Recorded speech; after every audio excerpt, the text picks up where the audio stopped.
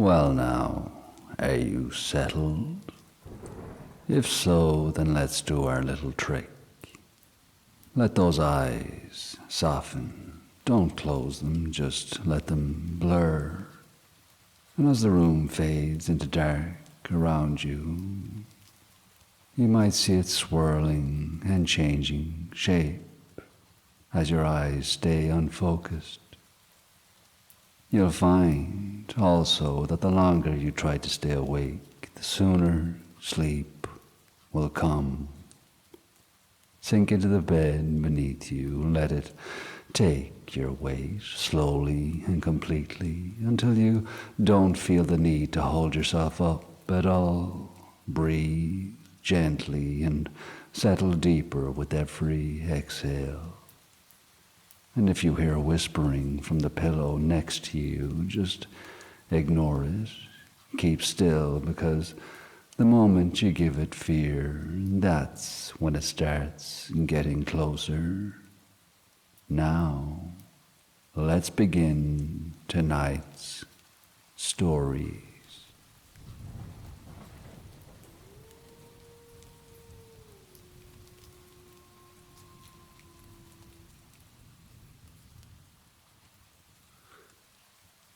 Eamon had been leaving things out for them since he was a boy.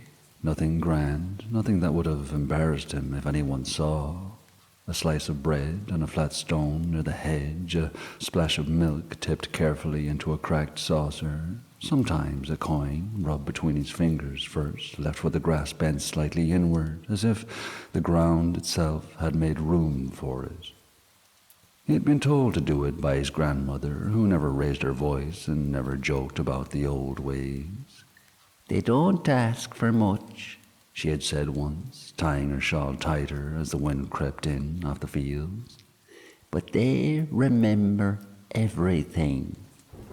Eamon never questioned it. He grew up with the habit, and habits like that sink deep. Even when he was older and his friends laughed at such things, he still left the offerings out. Even when he was busy, even when he was tired, especially then, and they never failed him. Tools misplaced would turn up clean and dry the next morning. Fences knocked down by storms would hold just long enough for him to mend them. Lambs lost in fog would be found standing calm and warm, blinking as if they only stepped away for a moment. Small mercies, quiet kindness. He never asked for more, until the morning he decided he would ask her. Her name was Aisling, and she had been in his life long enough that he no longer remembered what it felt like before she was there. She laughed easily, spoke plainly, and had a way of standing still while the world moved around her, as if she belonged to one place in a way few people did anymore. They walked together often, long walks, slow ones, talks that wandered and doubled back on themselves, silences that felt full rather than awkward. And for weeks now, Eamon had been carrying the weight of a small thing in his pocket. He had no ring worth speaking of, just a simple band he had saved for and polished himself until it caught the light. It wasn't perfect, but it was honest. He had chosen the cliffs for sunrise because it felt right, because the sea always made her quiet, because he wanted the moment to belong to the land as much as it belonged to them. He left his offering out that morning with more care than usual. Brown bread, fresh, milk, still warm, a sprig of wildflower lay carefully across it all, and as he straightened, he paused. "Today," he said, quietly, feeling foolish for it and not caring. "If ever there was a day, it's today." The air felt different the moment they started walking, just attentive. The path they took was the same one they'd walked 100 times, but it seemed to lean toward them now as if listening. The grass was greener than it had been the day before, not unnaturally so, just enough to notice. just enough to make him glance down, then ahead, then back again. Aisling smiled, breathing in deeply. "Do you smell that?" she asked. He did. Something sweet, floral but not heavy, like blossoms warmed by sun rather than cut and arranged. As they walked, small things began to happen.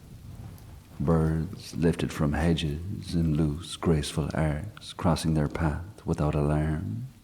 Butterflies drifted low and slow, pale wings catching the light, settling briefly on stone and thistle before lifting again. Once a robin landed on a fence post ahead of them and watched them as they passed, twittering its little heart out. Eamon caught himself and smiled at the thought, correcting it slightly, watching, simply watching.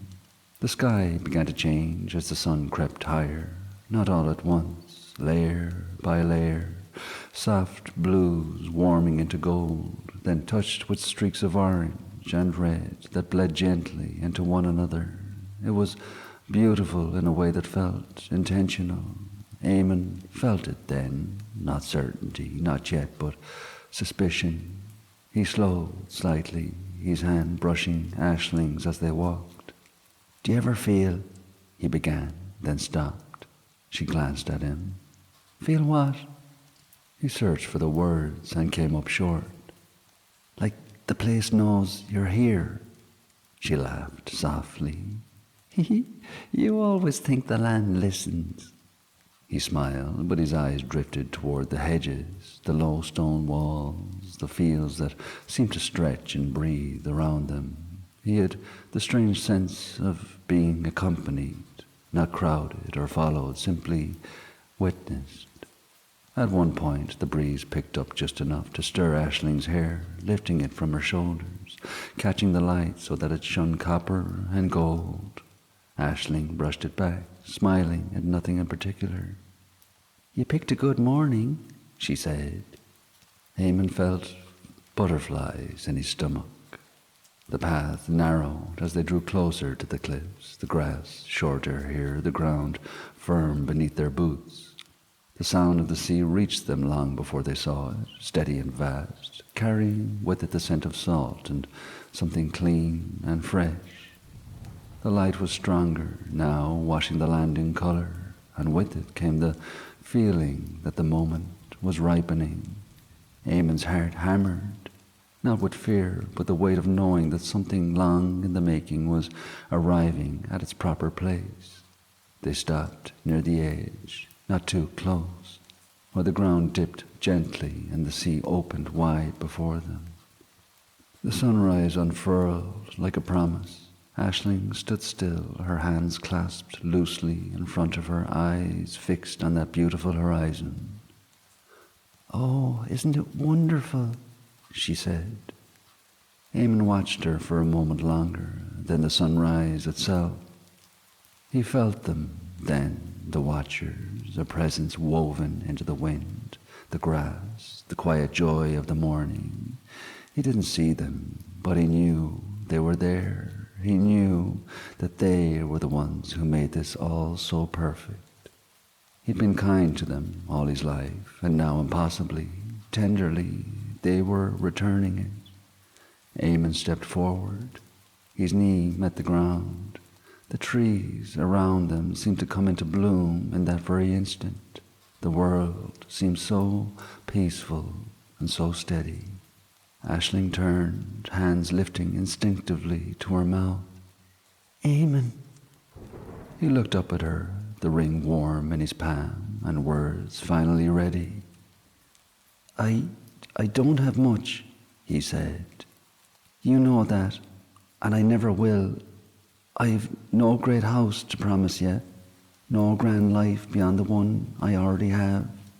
But every good thing in me is better when you're near it, Aisling. Every hard day is lighter when I know I'll hear your voice before it ends." She stared at him, eyes shining, breath shallow. "I don't know how to say this properly," he continued, voice steady despite the storm in his chest. So I'll say it plainly. I choose you, Aisling. I choose the life we make together, whatever shape it takes. I choose mornings and evenings and all the quiet, ordinary miracles in between, if you'll have me. He held the ring up, the light catching it perfectly, as if it had been waiting for this moment alone. Will you be my wife? The sea whispered below them. The land seemed to flutter. Aisling looked at him, really looked deep into his eyes and said,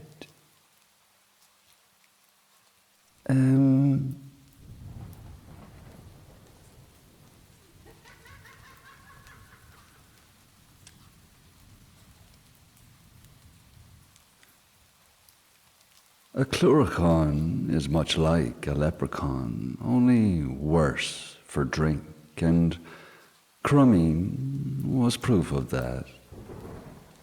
Crumeen arrived sideways. That was the only way to describe it. Not drunk exactly. That would have implied some dignity left in the act, but folded slightly out of alignment with the world, as if his bones had agreed on one direction and his feet had gone with the other. The grass of the glade was high and soft and forgiving, which was fortunate because he nearly missed the clearing altogether and would have gone arse first into a briar if not for the last-second lurch and a bark of laughter that came out louder than he meant it to. "Ah, there you are," he said, pleased, squinting into the moonlit hollow. "I knew you'd never wander off. You never do." He steadied himself with his hands on his knees and breathed for a moment. The world tilted gently, like it was deciding whether to spin again or let him off easy. The smell of the damp grass and old leaves rose up around him, cool and clean, doing nothing to help his condition but make him feel sentimental all the same. Crumeen wiped his mouth with the back of his sleeve and sniffed. "Jesus," he muttered. "I shouldn't have mixed them. That was me first mistake. Porter and Putchie don't know how to behave together, like priests and fiddlers they are." He laughed at that, a private laugh, the kind meant for friends. He took a few careful steps forward, lowered himself onto the grass opposite the small shape, waiting there, arranging his coat beneath him with exaggerated care, as if the night were an audience and he intended to impress it. "Right," he said. "Now, don't go talking. I'll do enough for the both of us, okay?" He leaned back on his hands, stared up at the stars, and sighed the long, satisfied sigh of someone who'd survived another evening by the narrowest of margins. "I had the devil in me tonight," he began. "You should have seen the state of the place. Music roaring, stools flying, someone crying over a woman who left him 6 years ago and still owes him boots. Standard fare, mind you." He rolled his head to one side. "And I danced, by the way, and don't you go pulling that face. I know you would have paid money to see it. There was a jig involved, a table, briefly a sense of pride, then a lack of balance." He paused, frowning thoughtfully. "And I may have apologized to a coat rack." Crumeen picked at a blade of grass and chewed it without thinking, then spat it out again. "Women," he said suddenly, "I'll never understand them. Or maybe I do, and that's the problem. Right, there was this one tonight, right? Red hair like a warning sign, eyes sharp enough to cut turf, and she smiled at me. She smiled, and that's where it always goes wrong." He shook his head slowly. "I told her a story, don't remember which one, might have been the one about the priest and the goat, or the rash, probably the rash." He shifted, scratched himself, and grimaced. It's still there, by the way, right on me arse. Don't laugh. It's angry. Looks like I sat on nettles with intent. He leaned forward, elbows on his knees, voice dropping conspiratorially. Do you know what I miss? Embarrassment. I mean, proper embarrassment, when you're young and it ruins you. But now it's just texture, another layer. He waved a hand vaguely at himself. I told a room full of strangers about the time I called me mother darling by mistake. In public, sober. Nothing happened. No lightning, no shame. That's how you know the world is ending. The glade was quiet. Wind moved the grass in small ripples. Crumming nodded along with his own thoughts, satisfied with the response. Exactly, he said. You get it. He fell silent for a moment, then squinted. Hold on. He pushed himself upright with a grunt and staggered a few steps away, turning his back. One hand went to his hip, the other hung loose as he leaned forward slightly, knees bobbing in a little rhythm as relief washed through him. He sighed, long and loud, the sound of a man letting go of more than one burden. There you go, he murmured. That's better. He gave a small shake, adjusted himself, and turned back just in time to look down. Crummy blinked. He looked again. It was a dark, spreading stain across the front of his trousers, unmistakable in the moonlight, and he stared at it for a long moment. Yeah, he said. He nodded once, thoughtfully. Well, that might have worked better if I'd unbuttoned first. He shrugged, wandered back, and sat down again without ceremony. Too late now, eh? It builds character. He sniffed again, then grinned crookedly. Don't pretend you haven't done worse now. The knight accepted this without comment. Crumming leaned back, folded his arms, and stared at his companion with sudden seriousness. Do you know, people don't talk enough. They keep things in, and it rattles around and turns all sour on them. He gestured between them. This is good, what we do here. It's healthy, even if one of us is doing all the heavy lifting. Silent. Not that I mind, you're a great listener. He smiled, soft this time. Me wee mute mucker. The words hung there, warmer than the drink. Crumming stood at last, brushing grass from his coat, wobbling slightly but managing. Right, he said. I should be off. Dawn's got a habit of sneaking up on me, and I don't bounce like I used to. He hesitated, then reached down and carefully straightened his friend upright. There you are now. You're all comfortable and nice and cozy. He tapped 2 fingers to his forehead in a sloppy salute. Good to talk, even if it's just the one of us. Crumming turned and wandered out of the glade, humming something tuneless, boots whispering through the grass. The clearing fell quiet again. Moonlight pooled where he'd been sitting, and there, left exactly where a child had once forgotten it, sat a small tin soldier, paint chipped, rifle bent, listening as it always had. It's good to talk.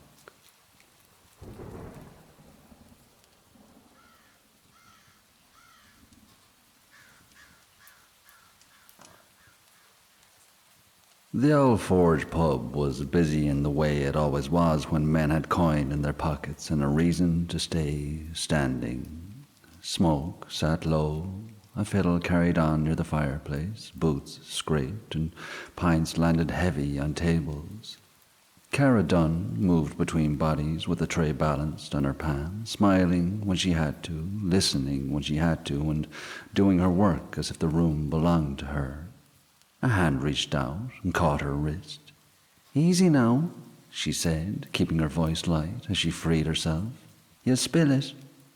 Willie Quinn leaned back against the bar with a grin that expected permission.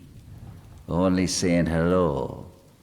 You said it, she replied, already stepping away. Her smile stayed where it was, but her eyes sharpened for a second. She didn't look back. A few men chuckled. No one told him to stop. That was its own kind of permission. The door opened and a draft pushed in with it. The man who stepped inside didn't draw the room at first. He closed the door carefully, shook the damp from his coat, and took a seat near the wall where the light fell short. He rested his forearms on the table and rolled a ring on his finger with his tongue, slow and steady, like it was a habit that belonged to quiet places. Karen noticed him because she noticed everyone. New faces meant new moods. She started to move toward him, and Willie's voice snagged her again. You'll wear a path on the floor, girl. Come on. She turned back. And you'll wear out your welcome, Willie.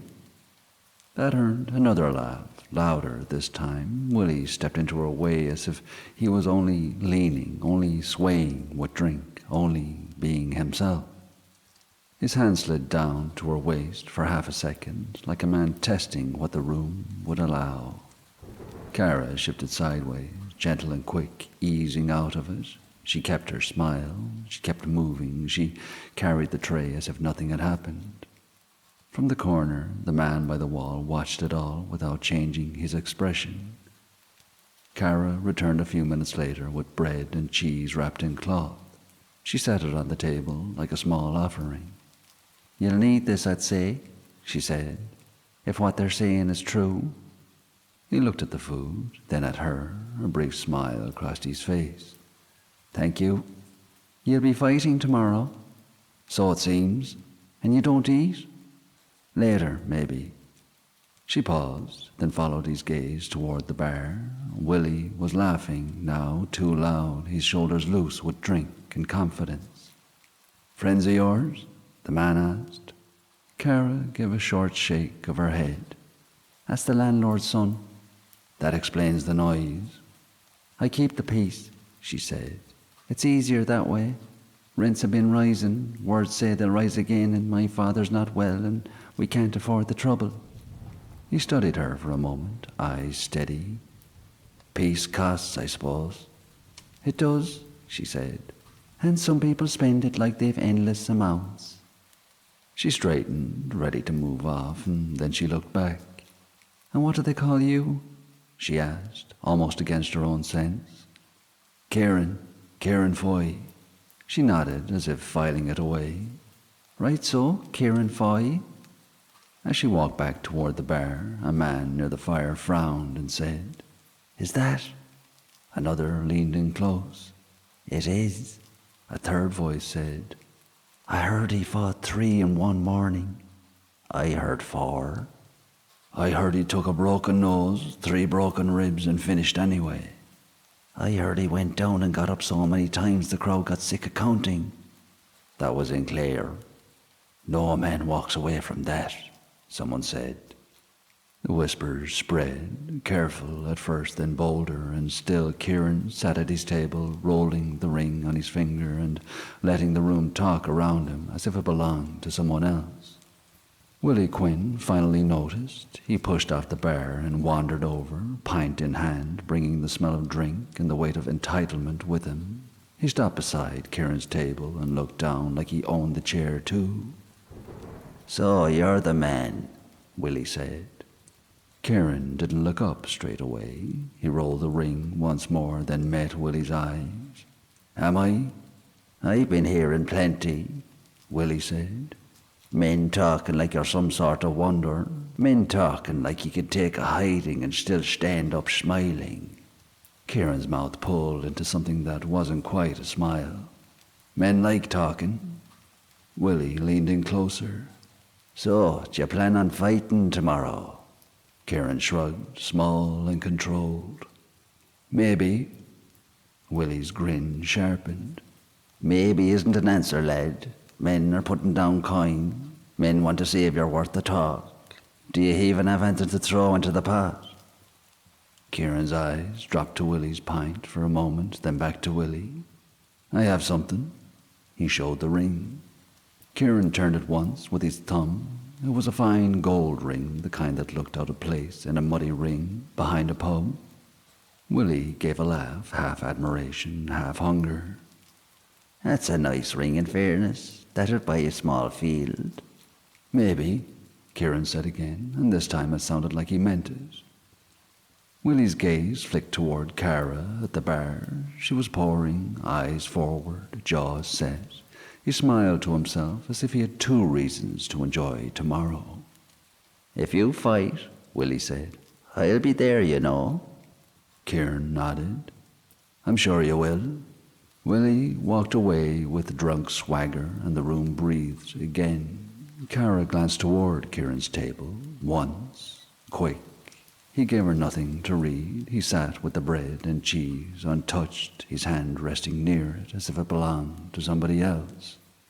Outside, the night pressed in, damp and close, and inside, the music carried on.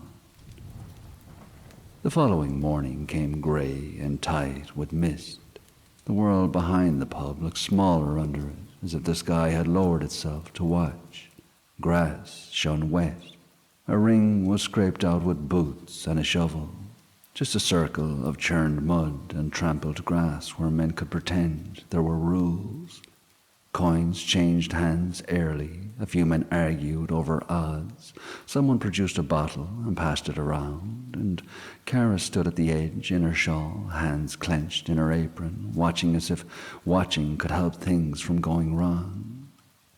Kieran took off his coat and folded it over the fence rail. He rolled his sleeves. His ring was still on his finger. He stepped into the circle like he'd stepped into 100 of them, and if his knuckles were already scarred and thickened, no one needed to say it aloud. The first fighter was a local man with shoulders like a cart horse and a face already marked by past mornings like this. He came in grinning, full of the crowd's noise. They circled, mud sucking at their boots. The man swung wide and hard, looking for one clean ending. Kieran let the first few go, reading the timing, watching the feet.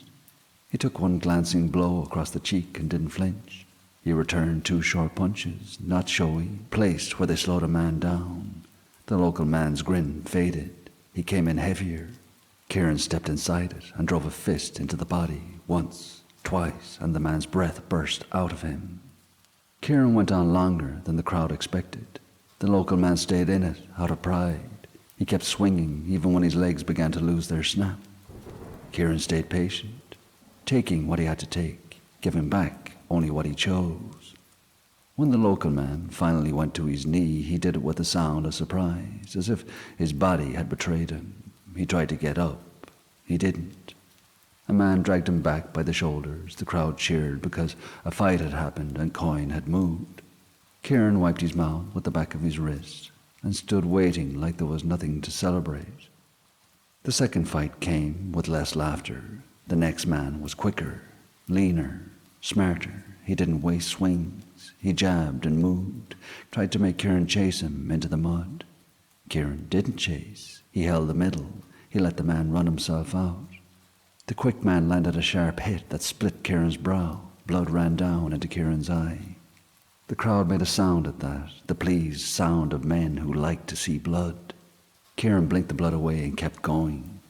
Cara's nails dug into her own palm. She watched Kieran's feet. She watched how he placed them, how he didn't slide, how he didn't rush, how he stayed calm when the other man tried to make him angry. It lasted. It dragged. The quick man kept trying to steal the win. Kieran kept letting him work. When it ended suddenly. Kieran stepped in as the man threw a jab, caught him with a short punch that cut the air out of him, then another that made his legs fold. The man went down, face first, into the mud and stayed there, coughing and blinking like he'd woken from a bad sleep. A roar went up, men slapped backs, coins changed hands again. By the time the third fighter came, Kieran's face was bloodied and bruised. A fair beating, to say the least, but he still moved steady. The third man was heavy, built for shoving and clinching, built for wearing a man down by leaving his weight where it hurt. He got hands on Kieran fast and tried to grind him into the mud. Kieran fought out of it without panic. He took hard body shots. He gave them back. The crowd watched closer. The talk of unbeatable stopped sounding like gossip and started sounding like a question. Willie Quinn stood near the front, coat off, eyes bright. He was enjoying the morning as if it belonged to him.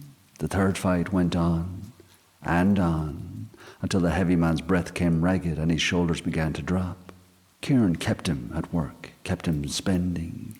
When the heavy man finally went to the mud, it wasn't dramatic, it was simply the body quitting. The men dragged him back. Someone held a cloth to Kieran's brow. Kieran waved it away and wiped his own face. He looked past the crowd toward Cara, who stood rigid at the edge with her lips pressed tight. Willie Quinn stepped forward then, shirt open at the neck, knuckles already wrapped in old cloth. He looked at Kieran like he was looking at something he meant to own. "Are you ready for this?" Willie said. Kieran replied, "Are you sure you want to do this?" Willie just laughed that one off. He stepped into the ring and bounced once on his toes, enjoying the attention. He looked at the pot again and said, "That pot is mine, and that fine ring on your finger is mine too." Kieran wiped his eye and said, "If you win, it's yours." Willie's grin widened. "I don't know, nice as that ring is, it still seems you're a bit short. What else can you offer?" Kieran spoke calmly, and that calmness made men lean in. "I'll leave the county. How's that?" Kieran said. "I retired the fight, for good. No more mornings like this, and you'll be known as the fella who beat the unbeatable man." The crowd went quieter, as if the air had shifted. Willie tasted the words. He liked them far more than the ring. "Okay, and have you got any extra requests if you win?" "How about the rents stay?" Kieran said. "Here, as they are, for the people already bent by them, including this pub." Willie laughed, sharp and pleased.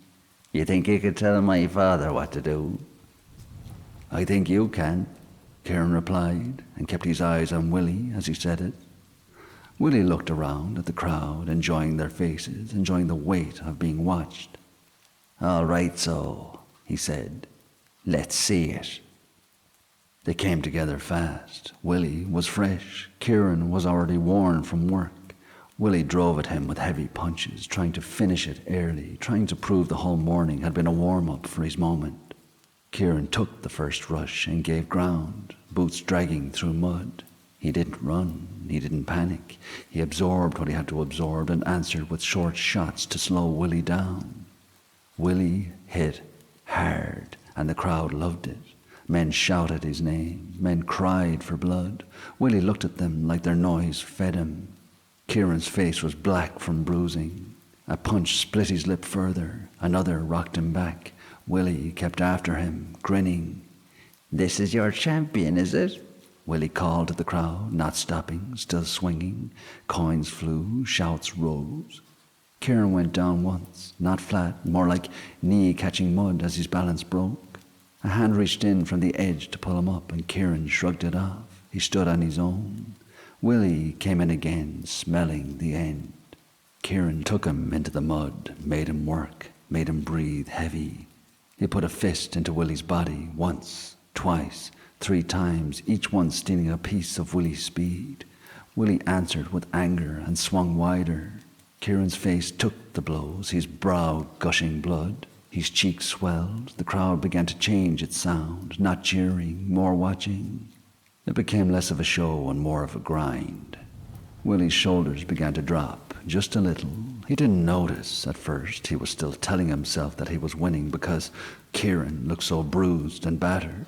Kieran stayed upright. Willie hit him again and again and again. Kieran kept coming back, impossibly. At one point, Willie stepped back, breathing hard, and smiled like a man who couldn't believe his own strength. "I'll take anything on this," he announced, lifting a hand toward the crowd. "Anything." A few men shouted in agreement. A few hesitated. The morning had changed shape. Kieran moved forward. Mud clung to his boots. Blood ran down the side of his face. He looked like a man who should have been finished already, and still he was there. He threw a punch that landed clean and made Willie's grin falter. Another followed, and Willie stumbled. He recovered and swung wildly, clipping Kieran, but Kieran didn't fall. The next exchange went on so long that the crowd stopped shouting and simply watched, listening to breath and impact and boots dragging in mud. When it ended without flourish. Willie swung, tired, and Kieran stepped inside it and landed a short punch that snapped Willie's attention away from the crowd and back into his own body. Willie tried to answer and couldn't get his feet under him. He went down into the mud and stayed there, blinking, mouth open, hands twitching like they were still trying to bargain. Silence held for a moment.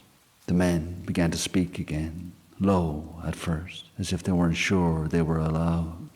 Someone lifted Kieran's arm. Someone else shouted that the terms were terms. A few men called Willie's name. Willie didn't answer. He lay there, breathing, eyes on the grey sky. Cara stood at the edge and realized she'd been holding her breath for half the morning. The fear that had been sitting in her for months, the fear of the rent rising again, the fear of her father failing under it, the fear of Willie's hands and Willie's smirk, all of it loosened in one rush. She stepped into the ring without thinking. Kieran looked toward her as she came, and for a second he looked surprised, like he'd forgotten there were people who could still move toward him for reasons other than money. Cara reached him and put her arms around him, tight, urgent, as if she was trying to convince her own body it was over. She pressed her cheek to his chest and held there. Her face changed. It wasn't a scream or a gasp. It was a small, sharp stillness, like her mind had dropped out for a second. She held there another moment, as if waiting for something she expected to find. And she drew back slowly, eyes lifting to his face. Kieran met her eyes and didn't blink. He stood very still, letting her have the truth without pushing it into words. Cara raised one hand, uncertain, and placed her palm against his chest, just left of center, feeling with her fingers as if she had made a mistake the first time. Her hand stayed there a long second. No beat, no answering rhythm. Cara's hand fell away. She took a step back as if the mud had shifted under her. Kieran's mouth moved like he might speak, but he didn't.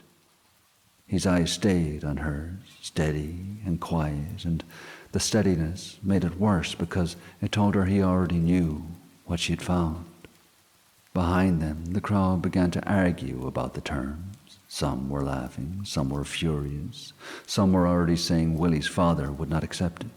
Someone else said the pot was to be paid out. Kieran went to his coat, lifted it from the rail and put it on. Cara found her voice at last. "Kieran."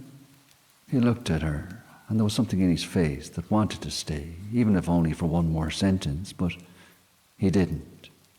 He glanced towards Willie, still on the ground, now being helped up, mud in his jaw, pride leaking out of him in front of everyone. Kieran said quietly, "Tell him to keep the terms." Karen nodded once. She couldn't find anything else. Kieran took what he was owed, stepped away from the ring, and walked past the edge of the pub as if the road was waiting for him. He didn't look back at the crowd. He didn't look back at Cara. He walked like a man who had learned that if he paused, he might do something stupid like hope. By dusk, he was gone from Lisdoonvarna. People spoke about that morning for years. Some said he was the hardest man ever to put his fists up in the county. Some said he came from nowhere and went back to it. Some said he kept walking because it was all he had left. They argued about it in pubs the same way they argued about old storms and old debts, and no one ever agreed. Cara Dunn kept working in the Owl Forge, and the rent didn't rise, not that year, not while men still remembered who'd watched the fight and what had been promised in the mud behind the pub. She never spoke aloud of the moment her ear touched Kieran Foy's chest. She didn't have language for it that would make sense in a room full of people. All she knew was that she had held a man who could take beatings no man should take. And for the first time in her life, she had understood something without being told, and she never saw him again. As for the ring, some said it belonged to a woman long gone. Some said it was the last thing he carried from a life that ended badly. Others said he never feared losing it because he knew, one way or another, it would always find its way back to him. No one agreed. The ring was seen again, here and there, on a hand passing through a pub, always the same, and always leaving again.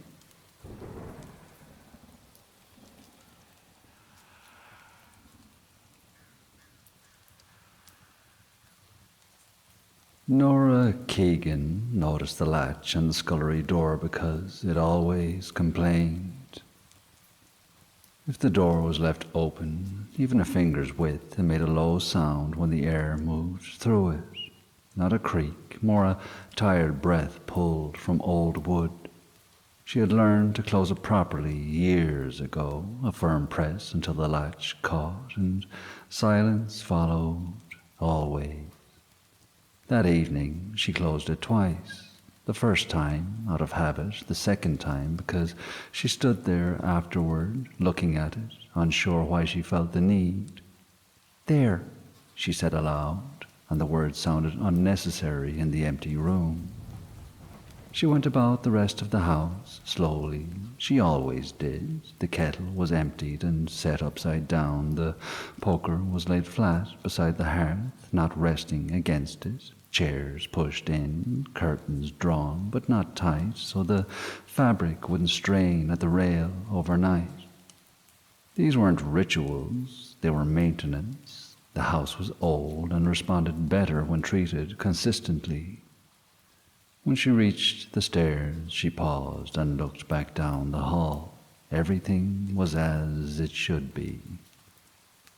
Upstairs, she undressed by the window. The night outside was still, no wind to speak of.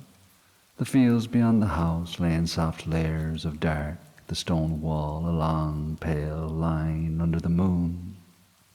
She closed the window and set the catch. She tested it once under her thumb. It held. She lay down and reached to extinguish the lamp. The wick hissed faintly. Then the room settled into shadow, not blackness, the familiar thin gray of a room that knew the shape of itself. For a long time, nothing happened. Then she heard the scullery door. Not a slam, not a knock.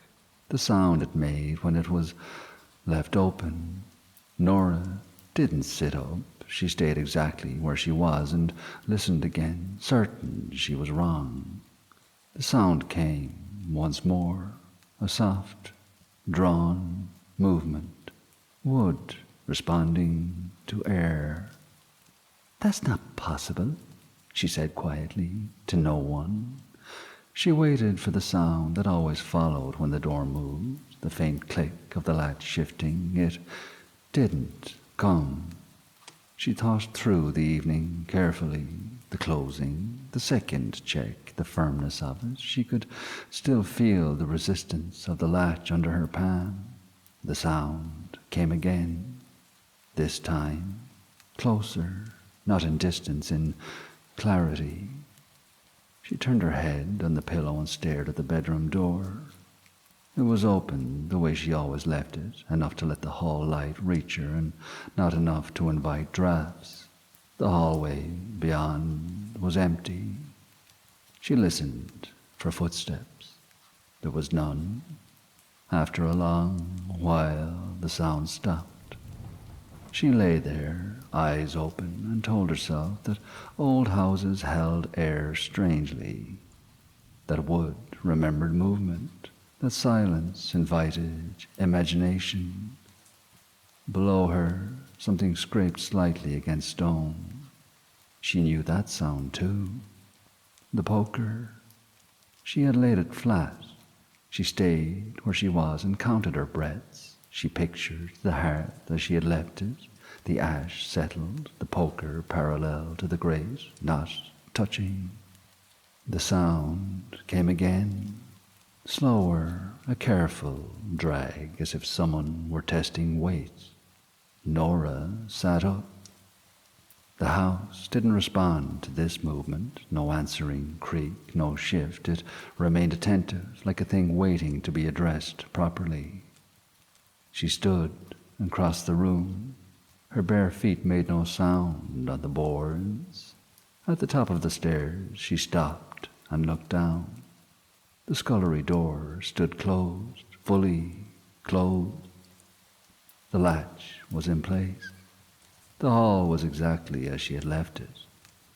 She didn't go down. She returned to bed and lay facing the wall, her back to the room.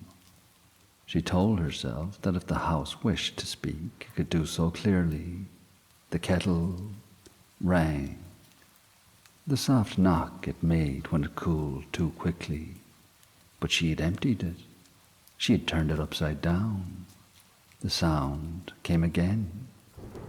She closed her eyes. The kettle had a dent near the base. It rang when water contracted unevenly. She knew this. She had lived with it long enough to know every voice the kitchen possessed. The sound came a third time. Then silence. Minutes passed, perhaps longer. Time wasn't behaving normally. From the foot of the stairs came the sound of fabric shifting. A curtain. The sitting room curtains were heavy and slow. They didn't move unless pulled. She pictured them. She pictured the slight gap she had always left at the center. She pictured the way the hem brushed the floor but never lifted. The sound came again. A long, careful movement, cloth sliding where it should not. Nora didn't move. She didn't pray. She didn't speak. She didn't reason with the house. She simply waited.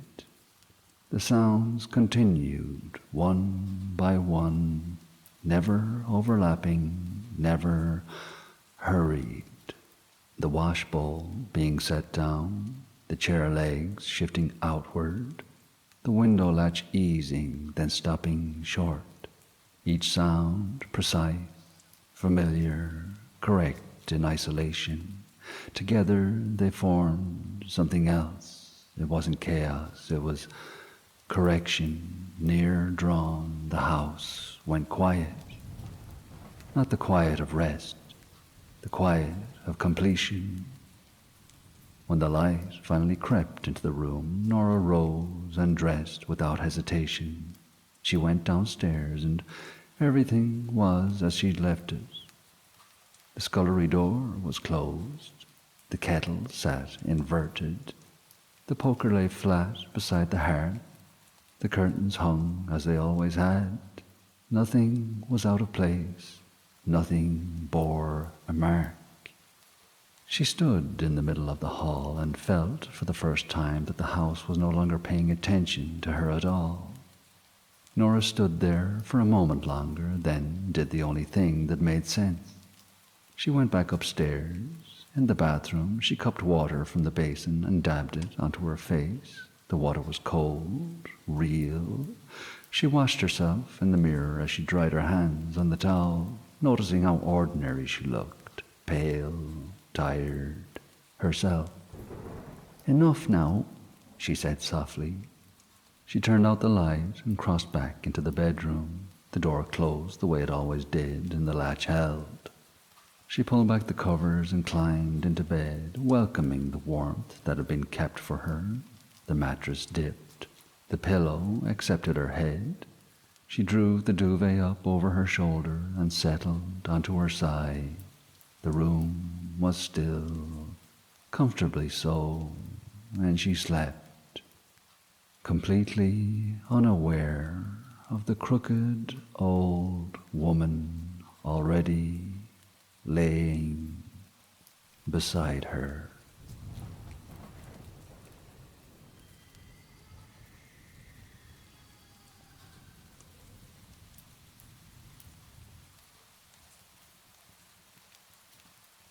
Now, let us pay a small visit to Sean Ogue's cottage on Knocknagoyha. The cottage sat low against the slope, stone thick and dark with age. Outside, the wind worried at the grass and the gorse and never fully settled. Inside, turf burned high in the hearth, throwing a steady orange light across the wall. Children sat closest to the fire, faces warm and expectant. Adults stood back along the stones, with cups in hand, half smiling as they watched the young ones listen, as if listening could keep the night held back. Sean Ogue was just finishing another tale when we arrived. "And that's why," he was saying, "you don't laugh at the old warnings, even when they sound like they're made for children. The warning isn't there to frighten you. It's there to keep you alive." The fire popped and Sean let the silence sit. A boy near the hearth raised his hand. "So, what are we learning about tonight, Sean?" he asked. "What fairy is it?" Sean leaned forward a little, closer to the heat. "Well, now, this one isn't the sort you hear singing in fields. You won't find him dancing on a moonlit bank with a fiddle going. You won't catch him leaving a penny on your windowsill because he likes the look of your house." The children leaned in. "This one was a man first, and he stayed a problem even after the grave took him. Tonight we're speaking of the Abhartach." A few of the older children exchanged a look at the name as if it carried weight of its own. "First thing, you keep your head clear about what you're hearing. People love to mash stories together. They'll take a name from one place and a habit from another, and they'll swear it's all been the same tale." He held up a finger. "The Abhartach is tied to the north, around Derry. They'll point to the ground itself and tell you that's where he was put. Some will call him a chieftain, some will call him a little lord, some will call him a dwarf because the name itself is used that way. However they address it, the bones of it are the same." The fire crackled. "He ruled a patch of land, a small patch, but small land can still be heavy on people under it if the man on top is cruel." A girl asked, "What kind of cruel?"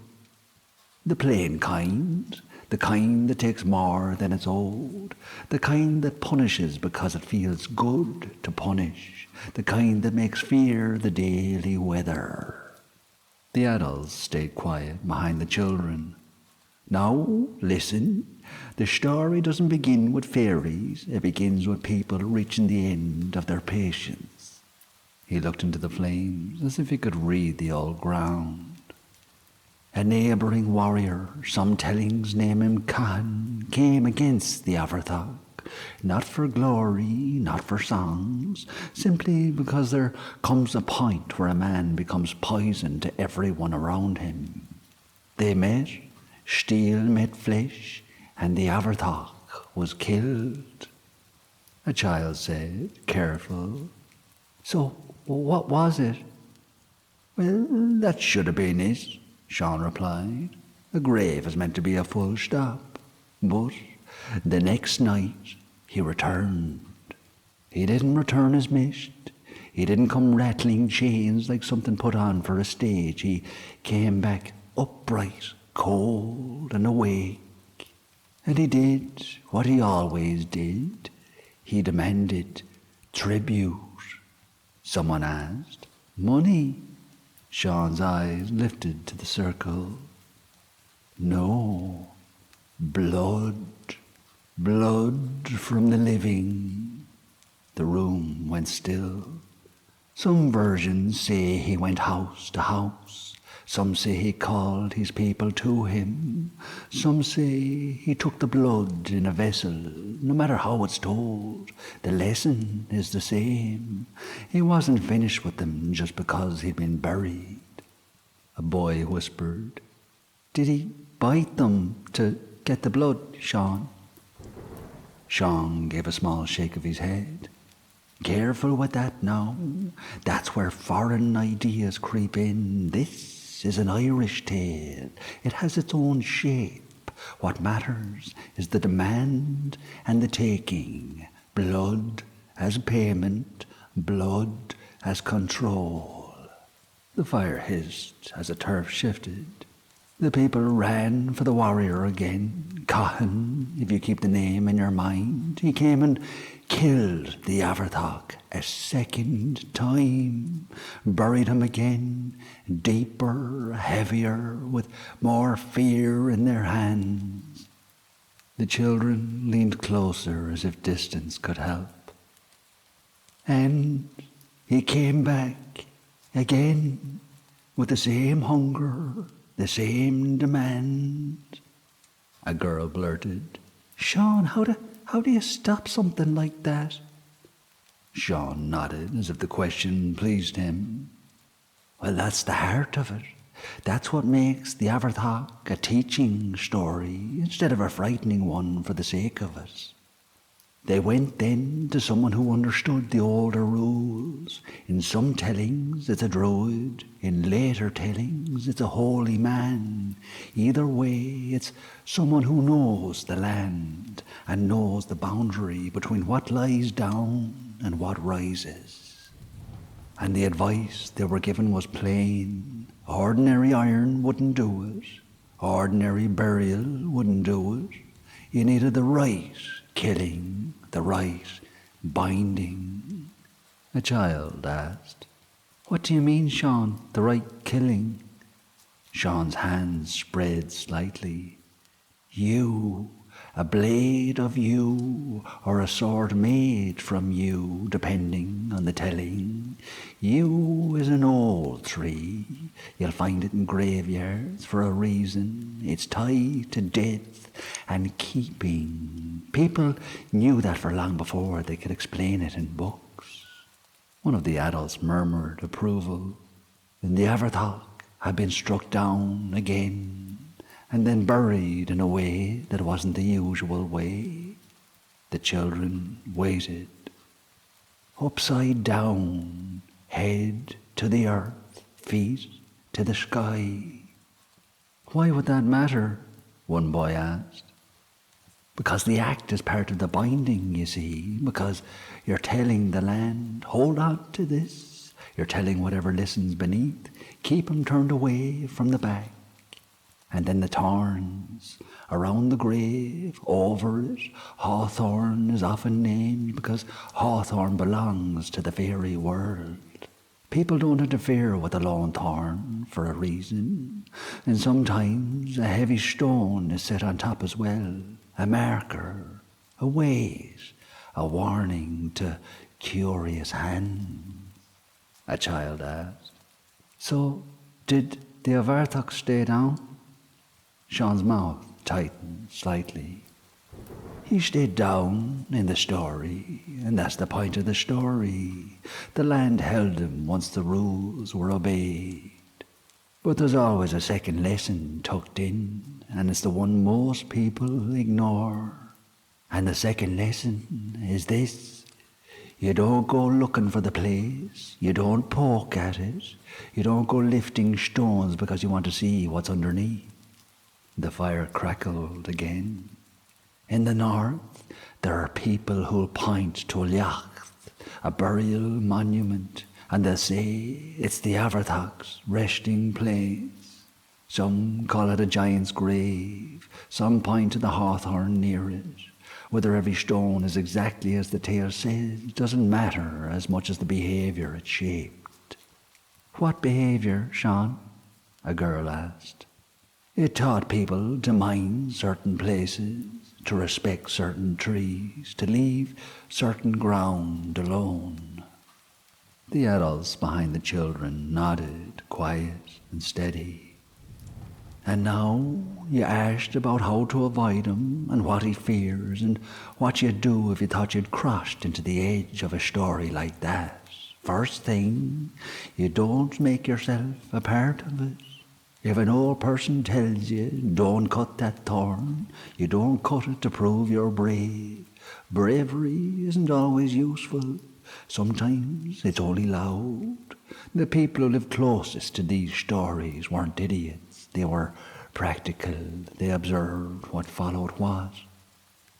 He shifted his hands, palm down, calming the room without trying. And the second thing, you don't go accepting gifts you didn't earn, especially from places you didn't greet properly. A lot of folk tales, fairy tales, if you like the broad word, revolve around payment, tribute, and boundaries. Abhartach is the dark version of that. He makes the payment blood. The warning to you is to keep your own payments clean. A child asked. Like what, Sean? Like this. Don't steal. Don't cheat your neighbour.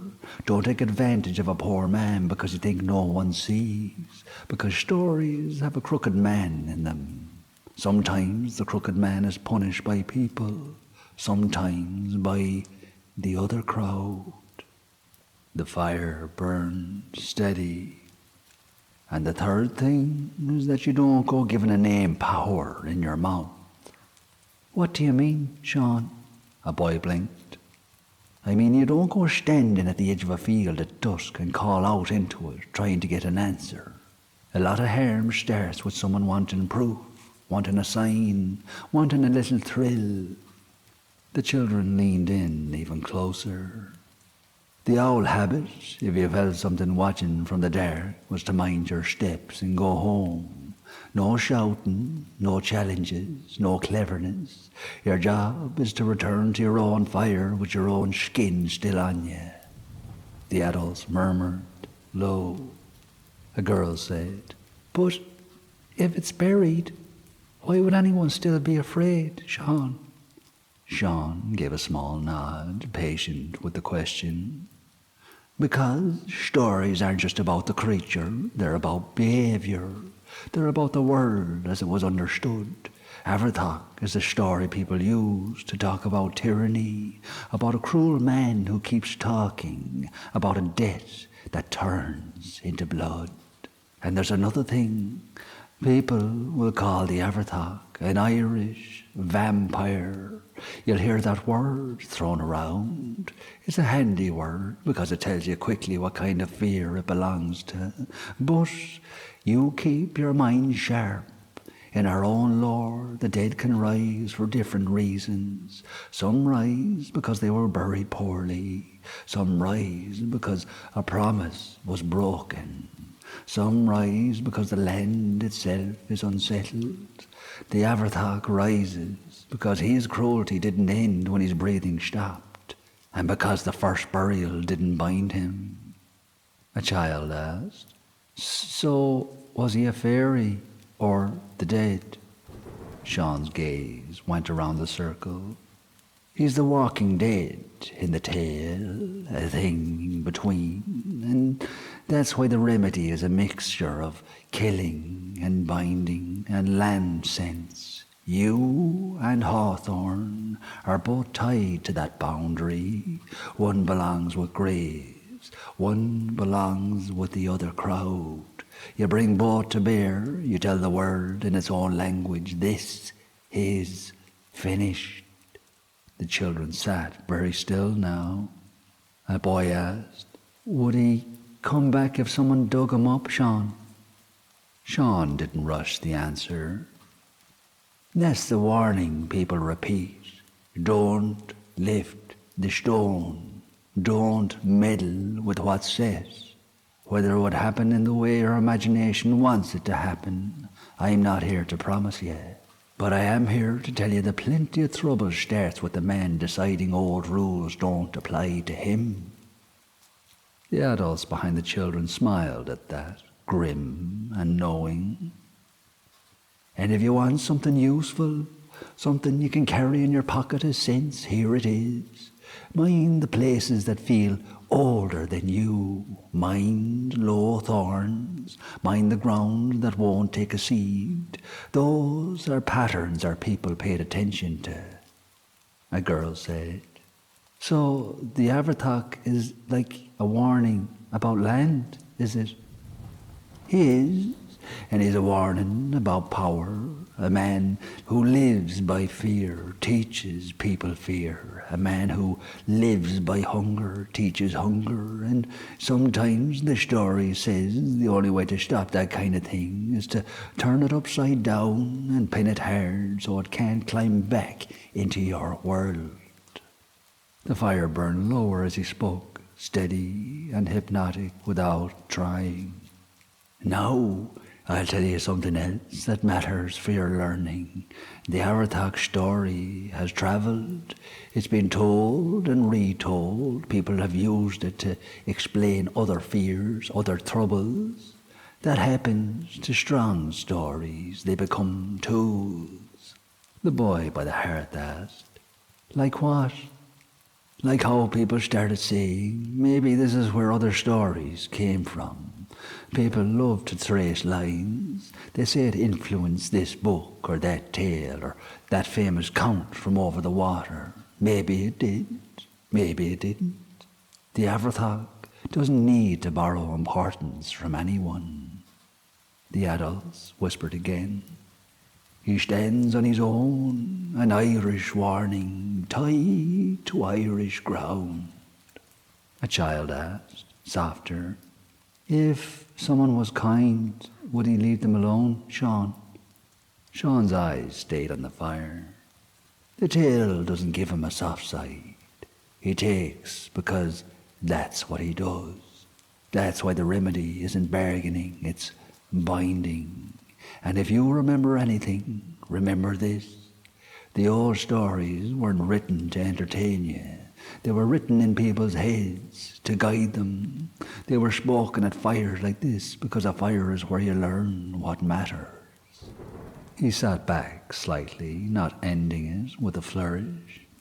You mind your boundaries, you mind your land, you mind your conduct, and you'll have fewer reasons to feel a story breathing behind you in the dark. Sean fell quiet. The children stayed close to the fire. The adults watched them, cups warm in their hands.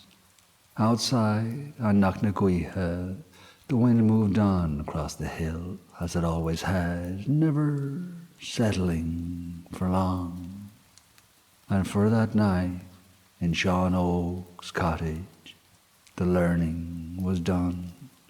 The fire kept its steady light, and the world outside remained where it belonged.